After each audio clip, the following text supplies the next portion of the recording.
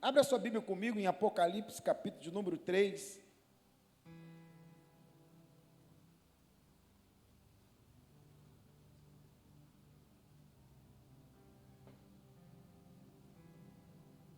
Apocalipse 3. Vou ler apenas um versículo.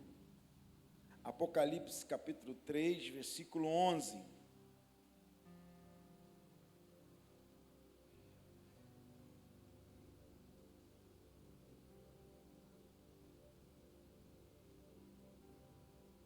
Apocalipse 3, 11. Quantos acharam? Diga amém. Venho sem demora. Conserve o que você tem, para que ninguém tome a sua coroa. Vou repetir. Venho sem demora. Conserve o que você tem, para que ninguém tome a sua coroa. Ele pode dar uma glória a Deus? Coloque a sua mão sobre o texto sagrado. Pai, a tua palavra, ela é fiel e ela é digna de toda aceitação. Fale conosco uma vez mais nesta noite, em nome de Jesus. Amém. Queridos, nós temos aqui um texto que nos chama a atenção sobre a nossa postura diante da nossa coroa, diante da nossa salvação. O texto diz: venho sem demora, conserve o que você tem, para que ninguém tome a sua coroa. Ou seja, se você não conservar aquilo que Deus já te deu, você pode perder o que Ele já te entregou. A sua coroa, se você não conservar, você pode perder aquilo que você já tem. Agora, existe uma grande diferença entre conquistar e conservar. Uma coisa é quando eu conquisto algo, outra coisa é quando eu conservo algo. Uma coisa é quando eu conquisto algo, outra coisa é quando eu mantenho aquilo que eu conquistei. Eu vejo muita gente pedindo a Deus muitas conquistas. Toda semana vem orar, abre a porta, me dá uma vitória, me dá uma conquista. Qual foi a última vez que você orou a Deus pedindo sabedoria para conservar aquilo que Ele já te deu um dia? Qual foi a última vez que você pediu para Deus sabedoria para conservar? Ou seja, eu sei que talvez você veio aqui hoje pedindo a Deus para te dar uma vitória, para te dar uma conquista, mas Deus quer nos ensinar hoje que antes dele te dar uma conquista, nós precisamos conservar aquilo que Ele já nos entregou. Vou repetir, existe uma diferença entre conquistar e conservar.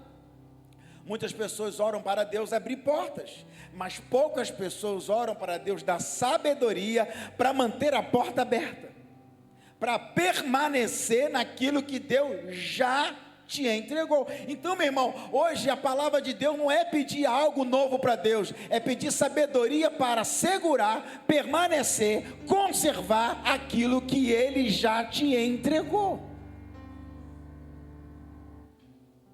Quem está comigo, diga amém. Porque na Bíblia, irmãos, encontramos pessoas que já perderam muita coisa que já tinha recebido. Na Bíblia, nós encontramos pessoas que já perdeu algo que Deus já havia entregue. Exemplo, Adão perdeu o jardim. Deus deu para Adão o jardim, e ele perdeu o jardim. Até numa roda dessa de conversa eu estava falando que a primeira palavra que Deus falou depois de ter construído todo o jardim, colocado Adão e Eva no jardim, a primeira palavra que o Senhor verbalizou para Adão foi: governe. Governe sobre tudo que eu te coloquei. E hoje nós vemos uma inversão de valores. Os homens e as mulheres estão sendo governados por tudo desse mundo. É governado pelo cigarro, é governado pela prostituição, é governado pela bebida, é governado pelos desejos. Mas a primeira palavra que o Senhor liberou sobre o homem foi: governe, domine. Foi uma palavra que o próprio Deus deu de autoridade. Então, há muitos homens na Bíblia que perdeu aquilo que Deus entregou. A palavra de Deus hoje é que você não vai perder aquilo que Ele já te entregou, porque haverá sabedoria do céu aqui hoje, para preservar, conservar aquilo que Ele nos entregou. Adão perdeu o jardim. Sansão perdeu a força. Ele não soube manter, conservar aquilo que Deus entregou. Sansão perdeu a força. Saul perdeu o trono. Ele foi ungido por Deus, mas ele não soube conservar aquilo. Vocês estão conseguindo entender o que o Senhor está falando aqui hoje? Não basta ter, temos que conservar aquilo que Deus entregou. Não basta conquistar, precisamos pedir sabedoria a Deus para conservar aquilo que Deus nos entregou. Conservar. O texto diz: conserve o que você tem, para que não tome a sua coroa. Judas perdeu o ministério. Judas traiu. Judas vendeu. E o que Judas perdeu? Ele perdeu a comunhão com Jesus. Porque a primeira coisa que a desonra faz você perder o acesso. Ele perdeu o acesso. Ele perdeu o ministério. Agora, por um outro lado, José conservou a sua integridade. José conservou o teu propósito. José conservou a sua integridade. Ele conservou a tua promessa. Teve pessoas da Bíblia que não conseguiram conservar, mas temos homens da Bíblia que conseguiram conservar aquilo que Deus entregou. Daniel conservou a fidelidade. Daniel foi governador de mais de 40 províncias. Tentaram de tudo contra Daniel, mas ele conseguiu conservar a fidelidade. Tentaram de todas as maneiras pegar Daniel, tentaram de todas as formas achar alguma acusação contra Daniel, mas diz a Bíblia que ele conservou a fidelidade, ele decidiu não se contaminar. Apóstolo Paulo conservou a fé. A maior batalha nem sempre é receber, a maior batalha é permanecer. Começar, todo mundo começa. Eu quero ver quem permanece. Alguém está comigo aqui hoje? Começar, todo mundo começa uma faculdade, começa um curso, começa na igreja, começa na oração, começa no ministério. A questão é como que você vai permanecer. Por isso que o texto está dizendo, e é enfático, dizer: conserve aquilo que você recebeu, para não perder a sua coroa. Quem está comigo, diga amém. Não perca o que Deus já lhe deu. Bata no peito e diga: eu não vou perder. Bem forte: eu não vou perder aquilo que Deus já me deu. Quantos aqui recebem esta palavra? Você não vai perder aquilo que Deus te entregou. Deus vai te dar sabedoria para manter. Deus vai te dar sabedoria para conservar. Deus vai te dar sabedoria para permanecer. Quem recebe esta palavra aqui hoje? Uma geração madura, uma geração sábia, uma geração inteligente vai permanecer, vai conservar com sabedoria aquilo que o Senhor entregou. Eu sinto Deus aqui nessa noite, eu sinto a graça de Deus aqui nessa noite. Pastor, como que eu faço para conservar aquilo que Deus já me entregou? Primeiro, conserve a sua comunhão com Deus. João 15:4. Permanecei em mim e eu permanecerei em vós. Nenhuma conquista substitui a presença de Deus. Se você me contar sobre uma conquista, eu pergunto para você, aonde foi parar a presença de Deus? Se a presença de Deus não foi com você na sua conquista, não valeu a pena a sua conquista. Uma conquista sem a presença de Deus é uma derrota. Uma derrota com a presença de Deus é uma grande... Ah, meu Deus do céu. Alguém recebe esta palavra aqui hoje? Para o mundo, talvez você foi um derrotado. Mas se você foi derrotado por este mundo, debaixo da presença de Deus, você recebeu a maior vitória da sua vida. Uma humilhação, uma maldade, que ainda que você venha sofrer, você continua na presença de Deus, você é um baita de um vitorioso. Então, primeira coisa que eu devo fazer, pastor, para conservar aquilo que Deus já me deu. Primeiro, conserve a sua comunhão com Deus. O maior patrimônio de um cristão não é o que ele possui, mas é com quem ele caminha.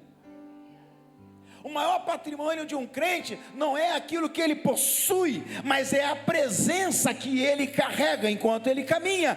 Quem perde a comunhão começa a perder discernimento.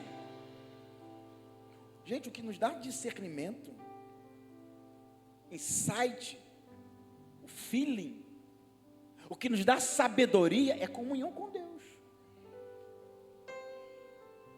Está claro isso aqui? Na medida que a gente se afasta dessa comunhão, você começa a perder discernimento. Você não tem mais insight.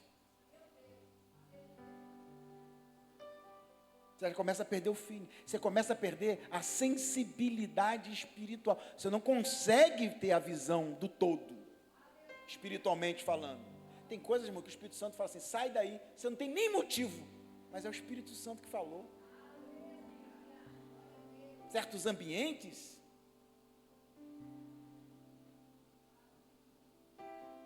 Antes de você perder grandes coisas, um homem perde pequenos hábitos espirituais. Então, antes de a gente perder grandes projetos, grandes coisas, o que acontece? A gente começa a sofrer pequenas perdas de hábitos espirituais. Já não ora como orava antes. Já não ler a Bíblia como lia antes. Já não vem no culto como vinha antes. Já não busca, já não serve, já não faz. Aí aquilo começa a se distanciar da presença, aí há um esfriamento espiritual. Como é que você vai conservar aquilo que Deus te deu sem comunhão com Deus? Então, uma das maneiras para conservar aquilo que Deus nos deu é conserve a comunhão com o Senhor. Quem está comigo, diga amém. Quanto tempo que você passa, não precisa me responder, quanto tempo que você passa na internet? Quanto tempo que você passa no Instagram, no Instagrado, sei lá o que for. Quanto tempo que você passa no TikTok. Quanto tempo que você passa na novela. Quanto tempo que você passa falando da vida dos outros. Junta todo esse tempo que você perde e vê quanto tempo que você tira para ter comunhão com Deus. É falta de tempo? Ou é falta de prioridade? A gente sabe de tudo da vida dos outros, menos da Bíblia. A gente sabe de tudo da vida dos outros, menos de oração. A gente sabe de tudo da vida dos outros, menos da vida do Espírito Santo. Alguém está recebendo o que Deus está falando aqui hoje? Eu quero profetizar que hoje é uma noite de resgate da comunhão com a presença de Deus. A comunhão com Deus é inegociável. Não negocie a comunhão com Deus. Você quer conservar aquilo que Deus já te entregou? Comece a conservar a comunhão com o Senhor. Volte à prática da oração. Volte a orar de madrugada. Volte ao monte. Volte ao jejum. Volte à palavra. Volte ao princípio de tudo. Alguém recebe essa palavra que Deus está liberando sobre nós? Volte à essência do primeiro amor.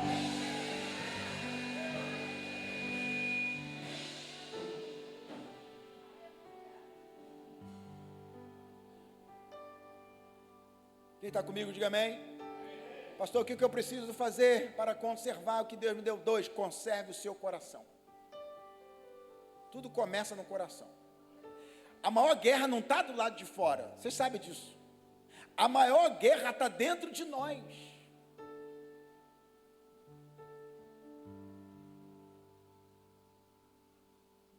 Aquela guerra que você fica assim, perdoa ou não perdoa? Mas não fiz nada. Esse aqui. Espeto ou não espeto? Aquela assim, devolvo na mesma moeda ou não devolvo? Me vingo ou não me vingo? Aí tem hora para que Deus coloca na tua mão para se vingar e você. Aí o Espírito Santo, nada disso. Tem hora que Deus coloca na tua mão assim, é agora. Você pode fazer o que você quiser. Aí o Espírito Santo, mas não te chamei para isso. É dentro, a guerra não é fora, a guerra é dentro.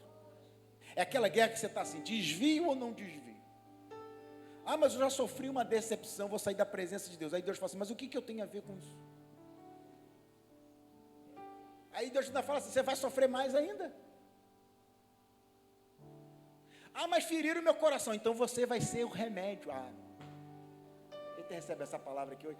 Ferir o seu coração é Deus colocando um antídoto em você para ficar tão forte, tão alicerçado, que a partir da ferida que te fizeram, você vai ter um antídoto, um remédio para curar o coração de outras pessoas. Eu quero profetizar, cada ferida que te fizeram, você tem a cura para liberar. Cada ferida que te causaram, você tem um antídoto, você tem a vacina para abençoar. Você não vai ficar à beira do caminho, você não vai ficar dodói no meio do caminho, você vai ter um remédio para curar corações feridos, meu Deus do céu. O coração é um campo de batalha. É no coração que nasce a amargura. É no coração é que nasce a inveja. Aqui não tem ninguém invejoso. Mas você conhece alguém invejoso? Conhece, né? Mas é no coração que nasce a inveja. É no coração que nasce a comparação. É no coração que nasce o orgulho. Não é fora, é dentro. Fora só é manifestado. É o nosso comportamento, ele manifesta em ações aquilo que já estava no coração. A boca fala daquilo que o coração. Então é no coração que há a frieza espiritual. Agora guarde isso aqui. Quem protege o coração, protege o seu futuro. Então, a Bíblia diz em Provérbios 4:23, sobre tudo que deve guardar, guarda o teu coração.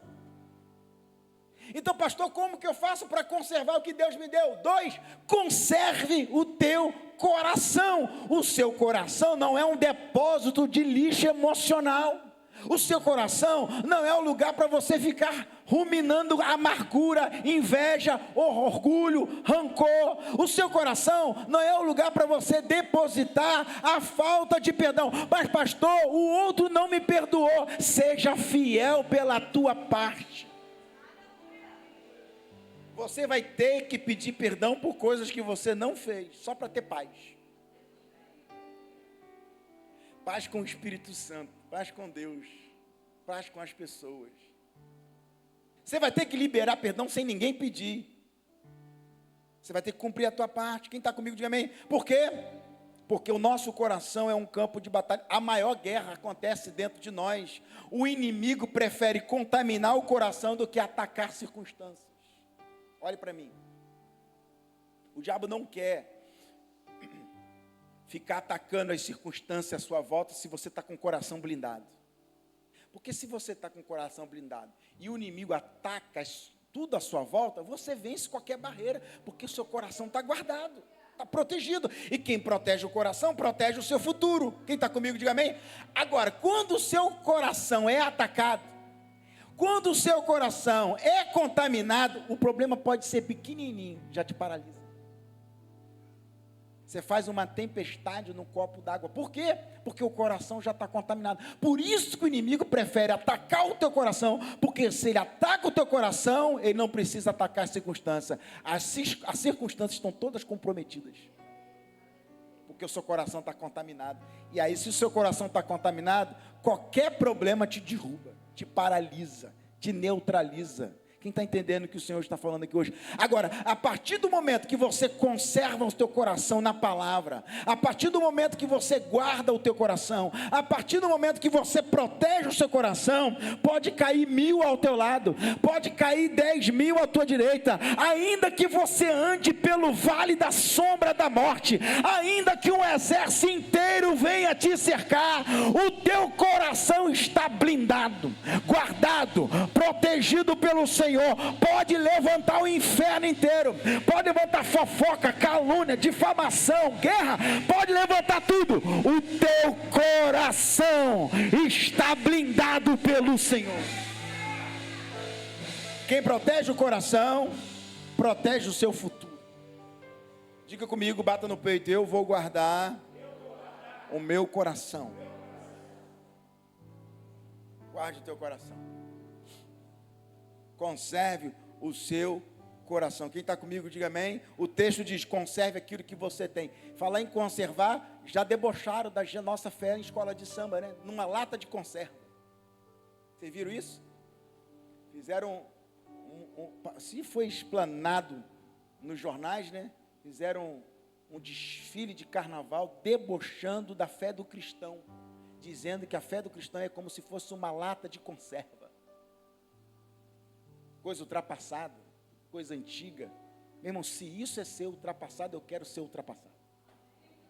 Por isso que a palavra diz: conserve aquilo que tem. E que eu fique numa lata de conserva, que ri da minha fé, que deboche da minha fé. Eu vou conservar aquilo que Deus já me entregou. Eu quero profetizar aqui nesta noite. Quem recebe esta palavra aqui hoje? Hoje é uma noite da gente conservar aquilo que Deus já nos entregou.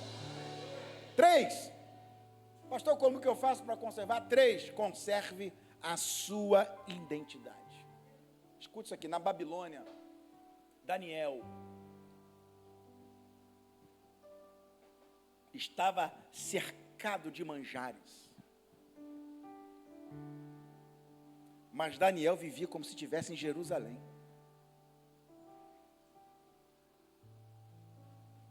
Daniel, ele diz a Bíblia, estou estudando de um tempo para cá, muito livro de Daniel. Daniel 1:8 fala: e Daniel resolveu firmemente não se contaminar. Olha isso. Daniel, em outras traduções está assim: Daniel decidiu firmemente. Olha como que o texto é enfático. Daniel decidiu, não. Daniel resolveu, decidiu firmemente não se contaminar. Tudo contaminado à volta dele, mas ele decidiu não se. Sabe o que é isso? Identidade em Deus. Eu sei quem eu sou. Pode me plantar em qualquer lugar, eu sei quem eu sou em Deus. Daniel estava longe de Jerusalém, mas Jerusalém não saiu de dentro de Daniel. Ele sabia quem ele era. O ambiente mudou, não era o mesmo ambiente de Jerusalém, mas ele continuou o mesmo. O governo mudou, mas ele continuou sendo um homem íntegro, fiel. A cultura era totalmente diferente, mas a cultura do céu estava firmemente em Daniel. Daniel permaneceu com seu coração alinhado com o céu. Não importa onde você vai entrar, mas quando você entra, um ambiente que você carrega influencia todos à sua volta. É como você chegar: chegou uma mulher de Deus, chegou um homem de Deus.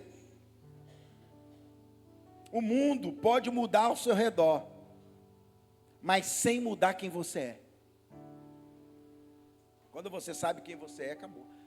Então, pastor, como que eu vou conservar? Conserve a sua identidade em Deus. Saiba quem você é em Deus. Quem conhece a sua identidade, não negocie os seus valores. Ah, mas todo mundo faz. Você não é todo mundo. É igual o apóstolo Paulo, Timóteo, eles podem, Timóteo, mas você não. Você não pode, Timóteo. Você não pode, mas todo mundo faz. Você não é todo mundo. Irmão, tem gente aqui que se for tentar dar uma de doido, fazer o que todo mundo faz, vai dar tudo errado para você. Que tem gente que nem para desviar vai prestar. Deus te pega na curva.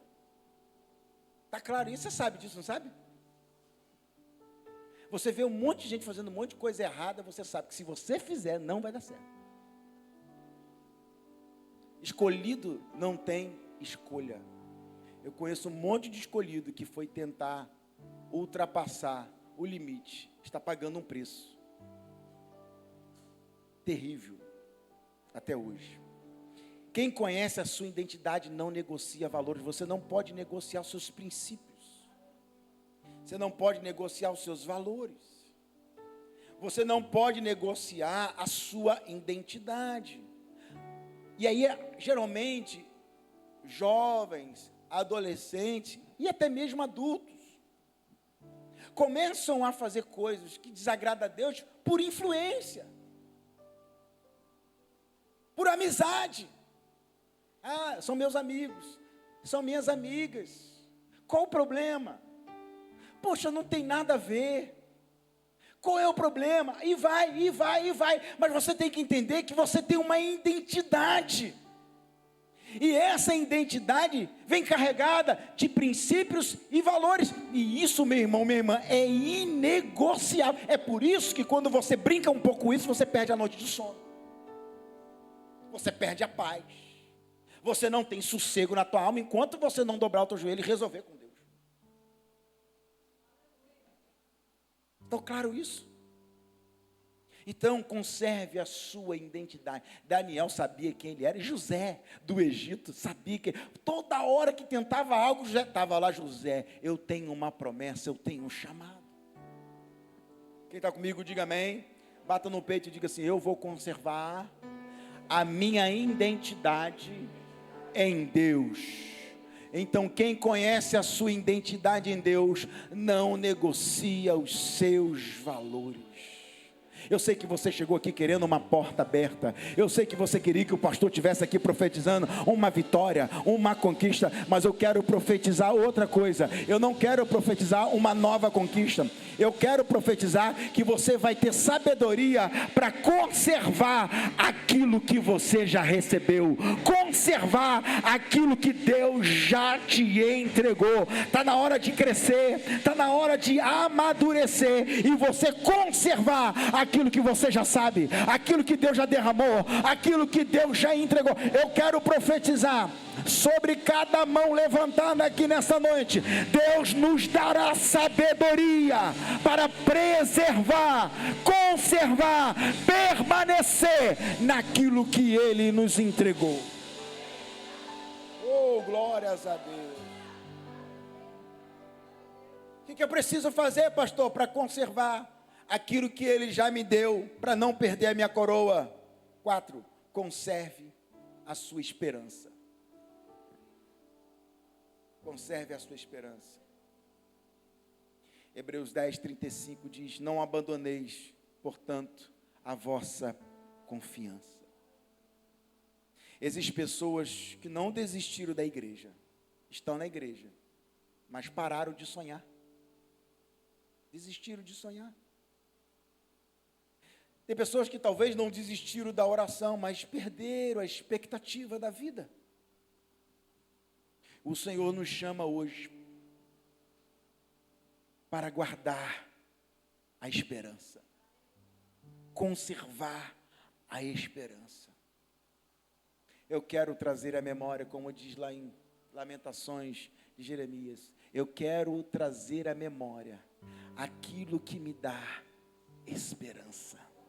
A gente não pode perder a capacidade de ter esperança no Senhor.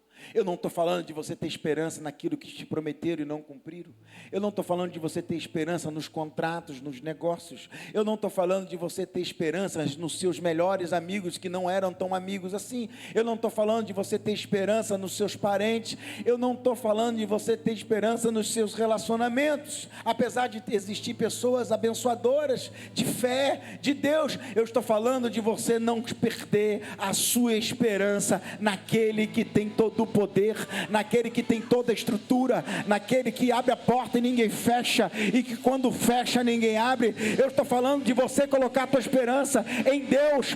Deus não deve nada para ninguém. A nossa esperança não está na terra, a nossa esperança está no céu.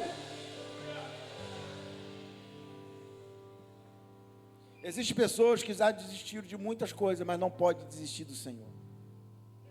Ah, mas eu me traumatizei. Deus está dizendo para você, mas o que eu tenho a ver com isso? O que a nossa comunhão tem a ver com isso? É como se o Senhor estivesse dizendo, o que o nosso relacionamento, mas eu me decepcionei. Você vai ter mais decepção. Ah, pastor, mas eu me decepcionei. Fora da igreja, dentro da igreja.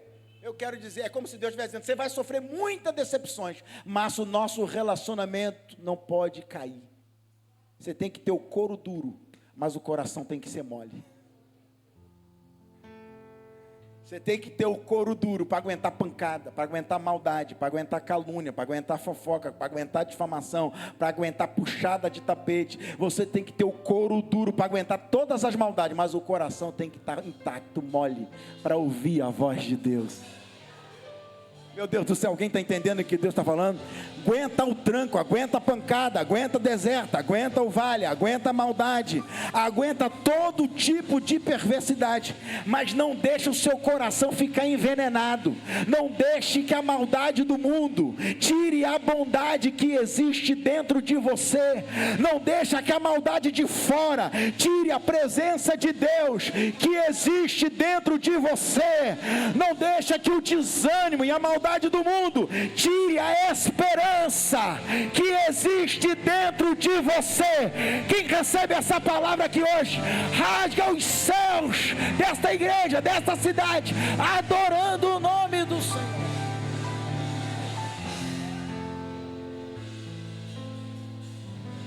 Couro duro, coração mole.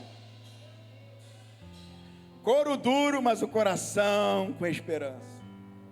Pronto para aguentar a pancada, mas o coração continua genuíno em Deus. É por isso que algumas pessoas falam, pô, continua ingênuo assim, depois de tantos anos, o couro está duro, mas o coração está mole.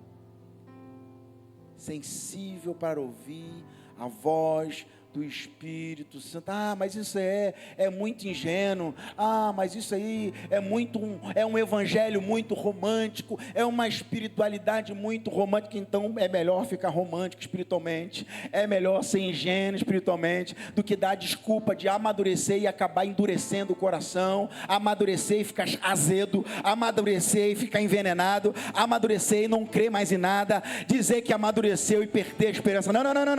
Nosso coração tem que estar cheio de esperança. Não perca a expectativa. Tem surpresa de Deus chegando. Eu preciso profetizar aqui. Tem o de repente de Deus a caminho. Tem surpresa de Deus chegando em nossa direção. Tem o de repente de Deus. Pode acontecer um revés de Deus de uma hora para outra. O de repente pode acontecer. Eu creio que o meu Redentor vive e por certo se levantará. Eu quero trazer a memória da esperança, a memória da fé, a memória do sonho de Deus sobre a minha vida. Porque, pastor, guarde isso. A esperança é o combustível da perseverança. A esperança é o combustível da perseverança. Quanto mais esperança, eu tenho mais combustível para permanecer. Mas por que você permanece? Por que você persevera? Porque eu tenho esperança. A esperança é o combustível. E quem perde a esperança começa a viver apenas para sobreviver. Se arrasta. Porque não crê mais em nada. É muito comum você conversar com pessoas que estão desacreditadas de tudo, porque se decepcionaram. E você acha que você se decepcionou, e aí você não acredita mais de nada, significa que não virá mais decepções? Poxa. Virá. Faz parte. Mas isso não vai contaminar mais você. Você vai chorar, você vai sofrer, mas vai se levantar. Mais uma vez, mais uma vez. Vai ficar caído, vai ficar triste? Vai. Você vai chorar. A Bíblia diz que há tempo para tudo. Há tempo para chorar. Vive o luto, vive o choro, vive a dor. Fica ali o tempo que você precisar. Daqui a pouco vem Jesus e fala assim: levanta e anda. Você já chorou tudo que devia chorar. Você já sofreu tudo que devia sofrer. Agora está na hora de você levanta, pega a tua cama e anda, porque eu sou contigo por onde quer que andar. Há tempo para todas as coisas. Chega a hora que você vai chorar, chorar, chorar, aí vai vir o Senhor e vai falar no seu ouvido: o choro pode durar uma noite inteira, mas a esperança, mas a alegria, mas o raiar do dia, o sol vai brilhar na tua vida. Vem pela manhã. Eu preciso ter essa esperança. Nós precisamos ter essa esperança. A esperança é o combustível da perseverança. O apóstolo Paulo chega concluindo da seguinte forma, em 2 Timóteo 4, 7. Combati o bom combate. Eu acabei a carreira, mas eu guardei a fé. Ele não disse que apenas começou. Não. Ele diz que começou, mas ele terminou. Não basta começar cheio de entusiasmo. O verdadeiro sucesso espiritual é chegar ao fim ainda apaixonado por Cristo. Firme na fé e guardando aquilo que Deus confiou nas suas mãos. Eu lido com pessoas que estão muitos anos já na caminhada ministerial, estão muito amargurados, adoecidos. Eu nem culpo tanto eles, porque talvez eles não tiveram a instrução que deveria ter tido, ou não buscaram, porque é desafiador, não é nada fácil. Mas eu vejo muitas pessoas que adoeceram emocionalmente, espiritualmente, ao longo das decepções da vida, das dores da vida. Azedar o coração, isso é uma possibilidade. Mas eu quero dizer para você que existe uma outra possibilidade. É que você pode passar por tudo isso e ainda ter esperança. Ter o coração protegido pelo Senhor. Ter comunhão com Deus. Ter o coração preservado. E ter uma identidade. É quando as pessoas olharem para você e falarem assim: nossa, como ela passou por isso tudo, e continua de pé na presença de Deus, continua amando a Deus, continua servindo a Deus, é a mesma identidade em Deus, passou por um vendaval, mas ela está lá de pé em Deus. Como que ele passou por isso tudo, mas está lá, comunhão, identidade, esperança, conservou o seu coração em Deus. Isso é o que Deus está dizendo para nós hoje. Conserve o que você tem, para que ninguém tome a sua coroa. É possível você passar anos e anos com todos os desânimos, dores e depressões e desânimos e angústias e sofrimento. É possível passar por tudo isso, mas conservar a sua comunhão, a sua esperança, o seu coração, a sua identidade em Deus. Eu quero orar por você nessa noite. Se coloque de pé nesse momento.